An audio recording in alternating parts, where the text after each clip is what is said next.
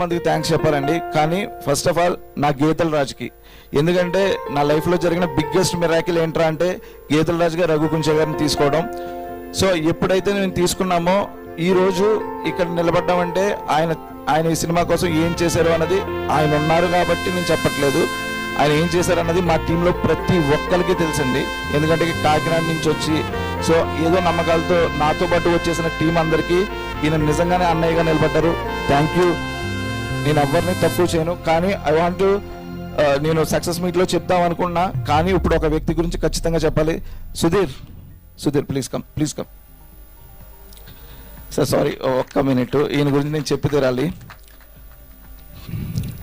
Sir. ఇతను ఒక 15 మంది బరువును మోస్తున్నాడు సార్, చాలా గట్టిగా మోస్తున్నాడు.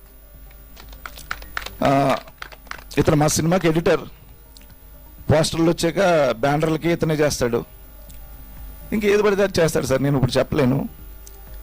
Thank you so much Sudheer. ఇది నేను ఇక్కడే చెప్పాలనుకున్నాను, ఇక్కడే చెప్తున్నాను సార్. అతను ఎప్పుడు నిద్రపోతాడో నాకు తెలియదు సార్, అసలు మా టీంలో ఎవరికి తెలియదు. అంటే ఏం చెప్పినా ఏం చేయమన్నా నేను ఎవరొకరు చెప్తే ఇప్పుడు అవ్వదు సుధీర్ చేయలేడు అంట, సుధీర్కి డైరెక్ట్గా చెప్తే చేసి ఇచ్చేస్తాడు. ఎడిటర్ నాతోనే ఉండి 10 yearsగా నాతోనే ఉండి ఎవ్రీథింగ్. ఇందాక అది వచ్చింది కదా సార్, అది ఈ అబ్బాయి చేశాడు సార్. ఎవ్రీథింగ్ ఈ బ్యానర్లు ఇచ్చేసి చేయడం. అంటే ఇది అజయ్ అని ఒక అబ్బాయి చేశాడు సార్, ఏజే ఆర్ట్స్ అని, పోస్టర్స్ చాలా బాగా ఇచ్చాడు. సో అంటే నాకు టైం తీసుకోవడం ఇష్టం ఉండదు, కానీ ఈ అబ్బాయి గురించి చెప్పాలనిపించింది. అండ్ టీం మీకు తెలుసు కదా, నేను మీ గురించి ఇప్పుడు ఎందుకు చెప్పట్లేదు అన్నది. Thank you so much Sudheer, thank you so much.